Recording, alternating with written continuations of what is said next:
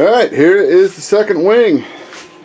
And just like the first wing, it was covered the same way, so there must have been some kind of issues. You could say that there's a little bit of damage, a little bit of repair that was done to this wing. Leading edge, there's an issue. So this is going to have to be, I'll at least resheet the outer part of this for probably about the first foot, and that'll be fine.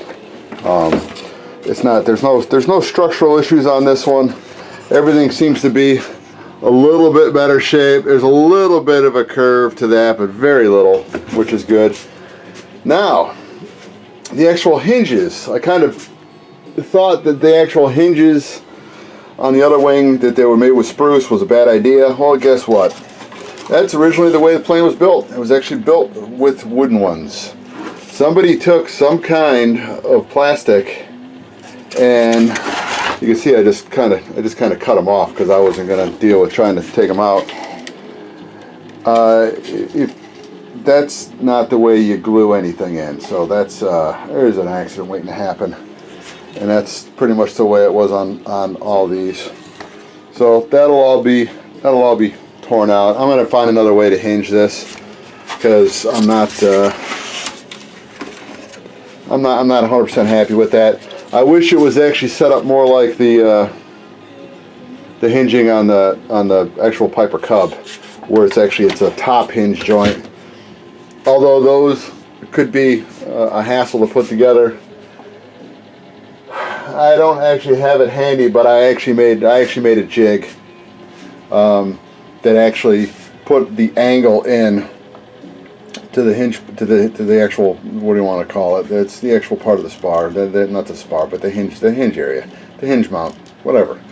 It actually kept the same angle through that, and then you pretty much made a quick little modification to it, which was, almost the same as this. You just had to do it differently, and then you put it in the top part of the actual aileron, and everything lined right up and fit great. So, but this is going to be a whole different animal. If I'm going to use the same thing, I got to find out how to do it, because because what I think they did, I think the actual, see if I can get some light in here, because that screw, I think they literally had these little attachment points already attached to the rod or to the piece of spruce, and then you lined it up, and then after this was covered, you lined it up and you screwed it in. I'm assuming, I don't know. Got to think about this one. This one's going to be strange, because I mean, if I end up having to use these again, I'll use them again. But I'd like it so that it was a better, stronger attachment. But you can, if you literally put them on and took them off through that screw on the inside, you can't have two screws, which is what you're looking for. Plus this, you pretty much got one chance to actually get everything hinged properly. And this whole joint here, that mount, that'll all be torn apart, and make a better mount for it. I am gonna get rid of that. I'm not using the pull system on this one. I mean, the servos I'm going to be using are probably going to be somewhere around the 170 inch ounces. So I don't need a pull on that. It's just going to be a push pull. So I don't think I'm going to have a problem. And then I got to figure out what I want to do with these. If anybody out watching this, out in Etherland, through the interweb, if anybody's got a set of plans for this plane, at least let me know if I can actually have you take pictures of certain parts of the plans, and then just email me the pictures, just so I got a better idea. I don't need the whole plans, because the plane itself is actually in I consider pretty decent shape. I mean, it's structurally everything's good on the fuse. Structurally everything will be good on these. I may hang on to a couple of these diagonals, but I think for the most part, I think they're all just going to come out. You can see this one is jammed in so tight it bends. This one's the same way. So I think they're just going to pretty much probably just be cut out, and I just really don't see the need for it. So we'll see. Like I said, it might have one or two in there, but I really don't think it's necessary. I think I can make adjustments with it. The actual servo mounts, I will be redoing all of these. I'll cut these out. I actually would rather have the servo closer to the middle. I mean, if it's going to be offset, I can just offset the actual rod, but have it. And I'm going to have it so that it's not sunk down like this. It's going to be on edge. Because these covers that they use, it's, first of all, as you can see, it's not even square. It's just a piece of, looks like 32nd ply, just, you know, randomly probably cut out with a pair of scissors or something. and that was what it did. It just literally just slapped on the top like that. I mean, it's not the end of the world. You know, if I did that again, it would still work, but it's not my cup of tea.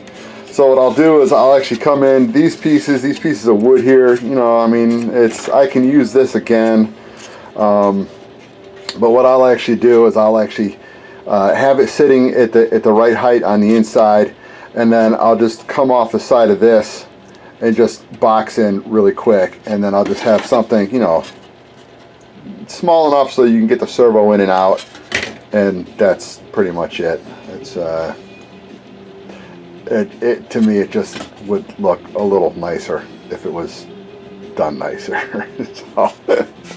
So anyway, heck, it's almost lunchtime. I need to go up and get some grub. So I'm gonna go upstairs, grab some food, and sit down and do a little searching on the interweb and see if I can find any info at all on these hinges, because these hinges are I'm almost kind of stymied. I mean, if I have to do it this way again, I will do it this way again. But I'm actually going to come in, and after these things get taken off, I'm actually going to have it extend farther in. I actually want a bigger piece. Like I said, if I go, you know, two pieces of 1/8 inch ply, epoxy together with some reinforced epoxy, I mean, that's going to be more than strong enough for what I need it for. I've got to figure out the distance I need to have it out. So what I can tentatively do is, if I wish, I can actually use these to get measurement, just to see where it's at, because I can still where it's cracked. Sorry for the lack of light here. I can actually rotate that around a little bit, because I can actually see where the actual attachment part went in there. I can get measurements off that and see where it's supposed to be, so that'll be my reference. And then what I want to do is try to find something such as this, something that I could attach differently, because the other option would be to,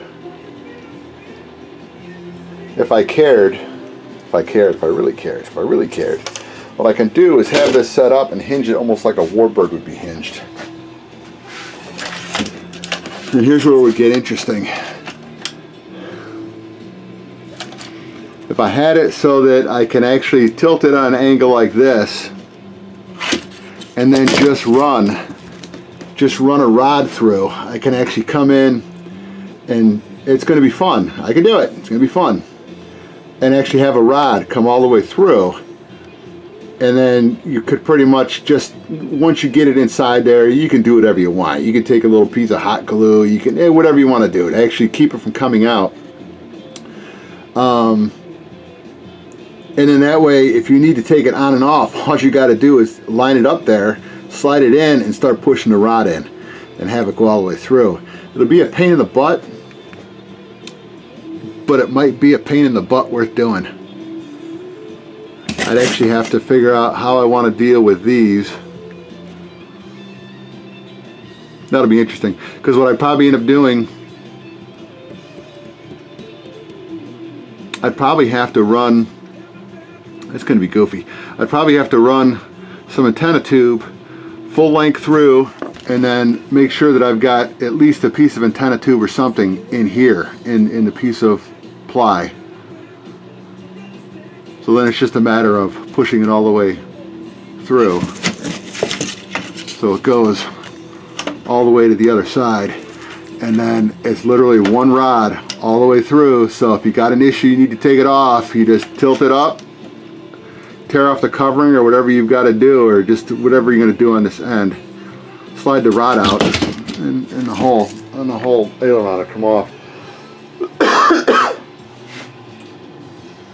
That might be the way to go. Anyway, give me your opinions, and I'll